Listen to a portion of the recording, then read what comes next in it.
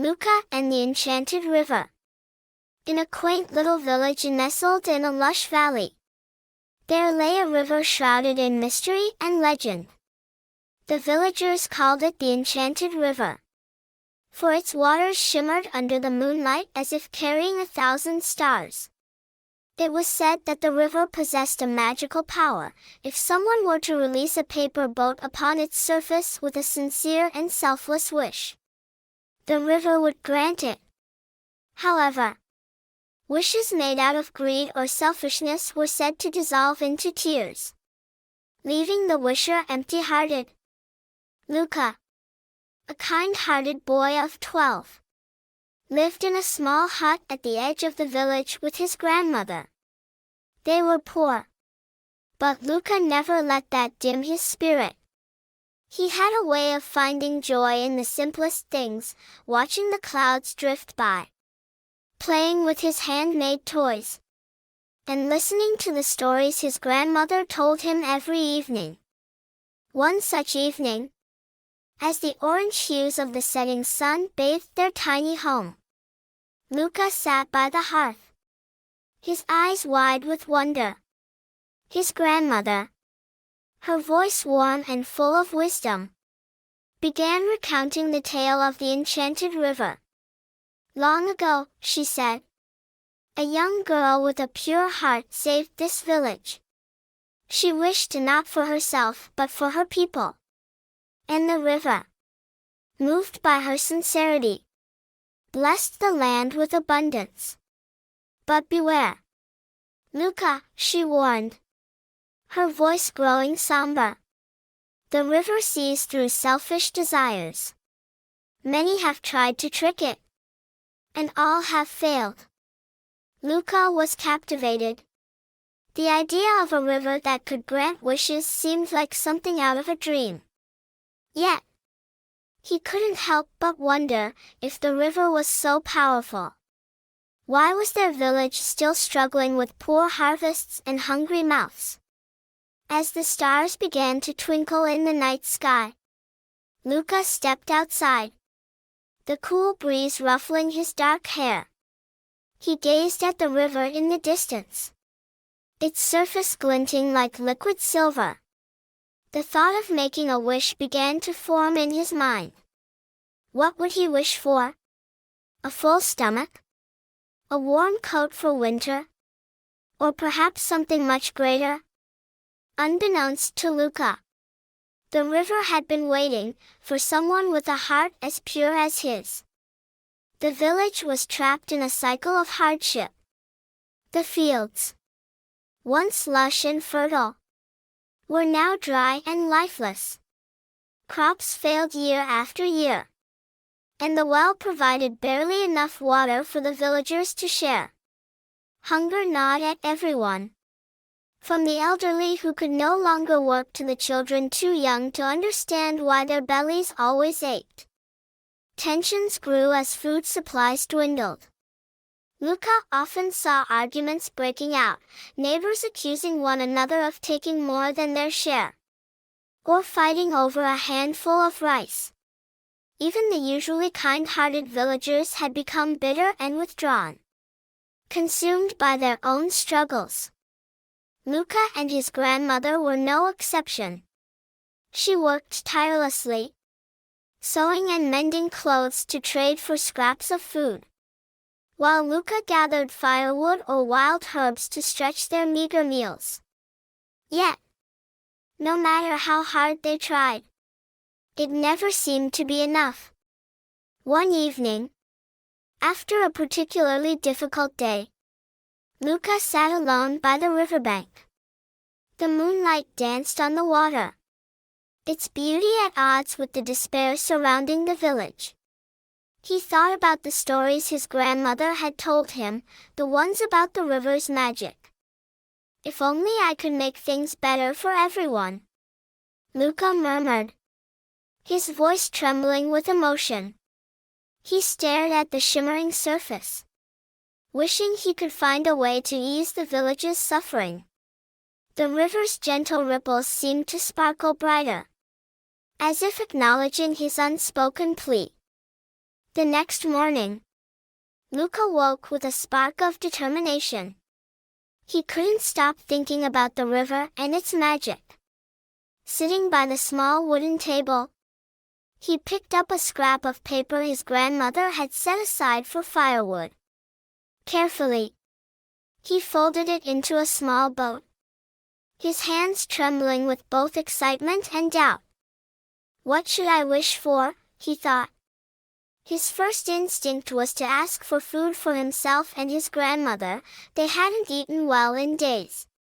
After a moment's hesitation, he wrote on the boat, "I wish for more food for my family." With the boat in hand, Luca walked to the riverbank. The morning light reflected on the water, making it shimmer like silver.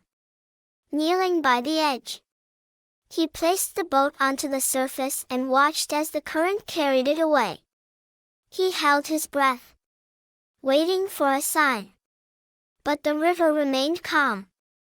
That evening, as Luca sat by the fire with his grandmother, nothing seemed different.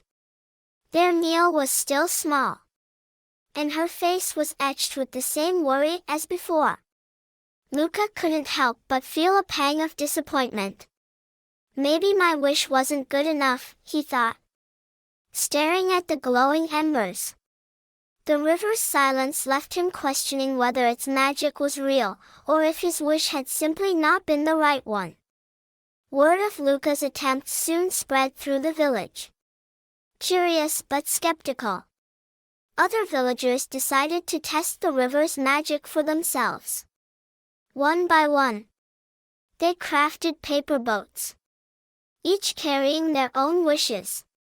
But unlike Luca, their desires were often driven by greed and selfishness. A merchant, known for hoarding his goods during hard times, wrote, "I wish to be the richest man in the village."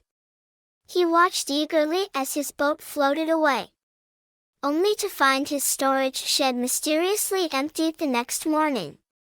A young woman, desperate to marry into wealth, wished for a lavish wedding. Her boat vanished downstream. But the next day, the fine silks she had saved for her dress were shredded by a sudden windstorm. As more villagers tried their luck, similar stories emerged. Those who wished for personal gain or power found their desires turned against them. The river responded to these selfish wishes not with blessings, but with quiet retribution, misfortunes that felt like warnings. Luca observed all this from the sidelines, his disappointment in the river slowly turning to confusion. Why does it punish them? He wondered, though he was still unsure if his own wish had been ignored or misunderstood. He began to realize something deeper about the river's magic. One evening, as he sat by the water's edge, Luca thought about the tales his grandmother had told him. Maybe the river didn't reject their wishes out of cruelty, but to teach them something. The villagers, so consumed by their own needs, had forgotten how to care for one another. Perhaps the river was waiting for something different, a wish made with a heart full of kindness. As days passed, Luca couldn't stop thinking about the river and the villagers' failed wishes. He began to notice a pattern. The river seemed to reject desires born from greed or selfishness. The misfortunes it sent felt less like punishment and more like lessons, reminders of what truly mattered. One afternoon, while helping his grandmother gather herbs near the riverbank, Luca saw a young boy crying. The boy's family had run out of food, and his mother had given him the last piece of bread. Without hesitation, Luca handed over the small bundle of herbs he had collected for their dinner. "Here," he said softly. "You need this more than I do." The boy's tear-streaked face lit up with gratitude, and Luca felt a strange warmth in his chest. That night, he couldn't stop thinking about the boy and his family. While his own life was hard, Luca realized that others in the village were suffering even more. Inspired, Luca decided to try again with the river. This time, he made a boat from sturdier paper and carefully folded it, his heart full of hope.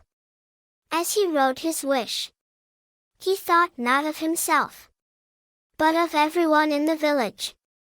"I wish for a bountiful harvest for all," he wrote, pressing the words into the paper with care.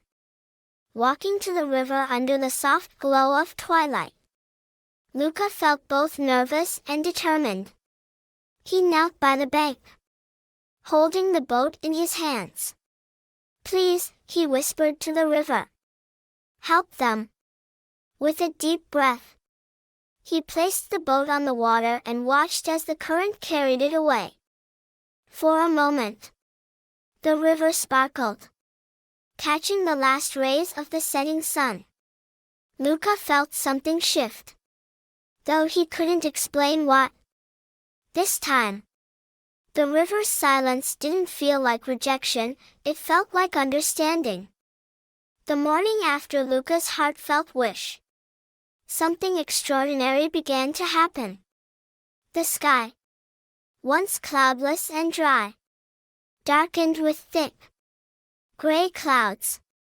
The villagers, long accustomed to the relentless sun, stepped outside and looked up in awe. A gentle drizzle began to fall, growing steadily into a life-giving rain. The once parched fields drank deeply, and the river swelled with fresh water. The villagers, hesitant at first, began to hope. Within days, green shoots emerged from the soil, growing faster and taller than anyone had ever seen. Crops that had refused to grow for years now flourished, stalks of corn, rows of vibrant vegetables, and golden wheat blanketed the fields. The villagers gathered at the square, their voices buzzing with excitement. "It's a miracle," one farmer exclaimed, holding up a basket overflowing with ripe tomatoes. "The land is alive again." Though no one could explain the sudden change, Luca knew deep in his heart that the river had granted his wish. He stood at a distance, watching the joy spread among his neighbors. The village, once divided by scarcity, now came together to celebrate. They shared their harvests freely, laughter and gratitude replacing the bitterness that had taken hold. As the sun set on the first day of abundance, Luca walked quietly to the riverbank. He knelt by the water, watching it flow calmly under the twilight sky. "Thank you," he whispered, his voice filled with emotion. The river sparkled faintly, as if responding to his gratitude. For the first time in years, the village had hope. And Luca realized that his simple wish, made with kindness and love, had the power to change everything. With the abundant harvest, the village began to change. The air buzzed with newfound energy as families worked together to gather crops and store them for the seasons ahead. Smiles returned to faces that had long been burdened by worry, and the sense of community that had once been lost was rekindled. The elders organized a celebration to mark the village's miraculous revival. People shared their food freely, cooking and feasting together in the square.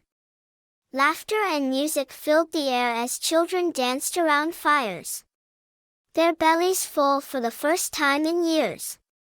Though joy had returned, not everyone forgot the struggles they had faced. Luca's grandmother, her eyes sparkling with pride, said, "This abundance is a blessing, but it's also a reminder.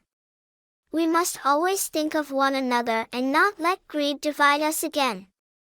Luca watched as the villagers exchanged gifts and stories, their bonds strengthening with every act of kindness. He noticed the merchant who once hoarded supplies now sharing freely, and the young woman who had wished for a lavish wedding helping an elderly neighbor carry her basket. The rain and harvest had not just brought food, it had reminded everyone of the importance of unity and compassion. That evening, as the celebration died down, Luca returned to the riverbank. He knelt by the water, his reflection shimmering in the moonlight. "You didn't just bring us food," he whispered to the river. "You reminded us how to care for each other. Thank you." The river rippled gently, its surface sparkling like 1,000 tiny stars. For Luca, it felt like the river was alive, quietly watching over the village. What had once been a place of mystery and legend was now a symbol of hope, and Luca felt a deep connection to its magic, as if the river had chosen him to guide his people toward a brighter future. As the weeks passed, the village flourished in ways they had never imagined. The harvest continued to be bountiful, and the once empty storehouses were now overflowing. With their bellies full and their livelihoods restored, the villagers began to relax, enjoying the fruits of their labor and the blessings of the river. However, with comfort came complacency. Some villagers began to forget the lessons of hardship. The merchant, who had shared freely during the celebration, started charging high prices again, claiming he needed to prepare for the future. A few families hoarded their share of crops, fearing another famine. Whispered arguments over land and water rights began to surface. Luca, observing all this, felt a heavy weight settle on his heart. Had they learned nothing from their struggles? The river's gift had been a miracle, yet the villagers seemed to be slipping back into old habits of greed and division. He tried to speak to them, reminding them of how they had come together, but his words were met with polite nods and little change. One evening, as the sun dipped below the horizon, Luca returned to the river. He sat quietly by its edge, the cool water lapping at his feet. "Why is this happening?" he asked aloud, his voice filled with frustration. "You gave us so much, but they're forgetting what matters."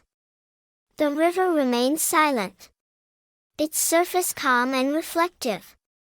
As Luca stared into its depths, a thought struck him. Perhaps the river wasn't just testing the village's sincerity when granting wishes, it was testing their gratitude now. Luca realized that the magic wasn't simply about granting blessings but teaching those who received them to cherish and share them. With renewed determination, Luca decided to act. If the villagers had forgotten, he would remind them, not with words, but with deeds. He would show them that the river's true gift wasn't the harvest, but the spirit of unity and kindness that had brought them together. Determined to reignite the spirit of togetherness in the village, Luca began his efforts quietly.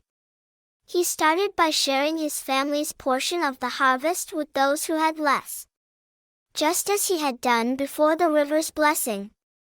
He visited the elderly who struggled to tend their fields, helping them gather crops and store food. His small acts of kindness did not go unnoticed. One day, as Luca carried a basket of vegetables to a widow's home, a group of children followed him. "Why are you giving so much away?" one of them asked. Curious, Luca smiled and replied, "Because the river's gift wasn't just food. It reminded us that we're stronger when we help each other. The children, inspired by his words, began assisting Luca in his efforts, carrying baskets and delivering food to those in need. Word of Luca's actions spread through the village. Some scoffed, calling him foolish for giving away what he had. Others, however, began to reflect on their own behavior. The merchant, who had returned to hoarding, felt a pang of guilt when he saw Luca helping a struggling farmer repair his tools. Slowly, he started lowering his prices and offering credit to those in need. The young woman who had once wished for wealth began organizing the children to clean the village square, turning it into a place of gathering once more. The community garden, which had been neglected, was revived as villagers came together to plant and tend to new crops. As the village grew more united, the atmosphere shifted. Laughter and conversation replaced the tense whispers of greed. Acts of generosity multiplied, creating a ripple effect that touched every corner of the village. One evening, as the villagers gathered to share stories and food, Luca stood by the riverbank, watching them from a distance.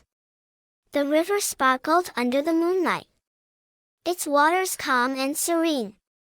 Luca felt a deep sense of peace, knowing the villagers were beginning to remember the lesson the river had tried to teach them, that true abundance lies not in what they have, but in how they share it. One day, a wealthy trader named Elias arrived in the village. Hearing of the river's magic, he dismissed Luca's warnings about selfless wishes and crafted an ornate paper boat, wishing for immense riches and power. As the boat floated downstream, the river churned violently, turning dark. A chilling wind swept through, and the villagers watched in horror as their crops withered. Elias, stunned, demanded answers. The river rejects greed, Luca said firmly. We've forgotten its lesson. Now we must work together to restore what's been lost. The villagers, shaken but determined, resolved to rebuild their unity and repair the damage done. The villagers, shaken by the river's sudden change, came together with renewed determination. Despite their fear and anger at Elias, they realized blame would not heal their land. Luca urged them to focus on restoring their harmony with one another and with the river. Farmers began replanting their fields, sharing seeds and tools freely. The merchant, humbled by recent events, provided supplies without charge. Families worked side by side, clearing the withered crops and tending to the soil. Luca returned to the river with a simple paper boat. On it, he wrote, "We wish for forgiveness and unity." As the boat floated away, the river calmed, its waters gradually turning clear again. Though it gave no immediate sign, the villagers felt hope return to their hearts. By evening, light rains began to fall, and green sprouts appeared in the fields. The villagers cheered, realizing that their shared effort and sincere wish had begun to mend the damage. Elias, quietly watching from the sidelines, seemed to understand the true power of the river and the importance of a pure heart. With unity restored, the village thrived once more.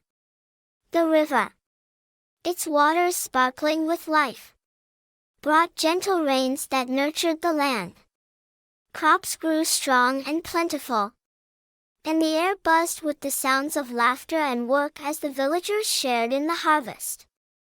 Elias, humbled by his actions, chose to stay and help rebuild the community.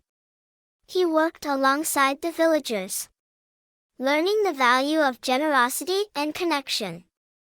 Over time, he became a trusted member of the village, using his resources to support others rather than seeking personal gain.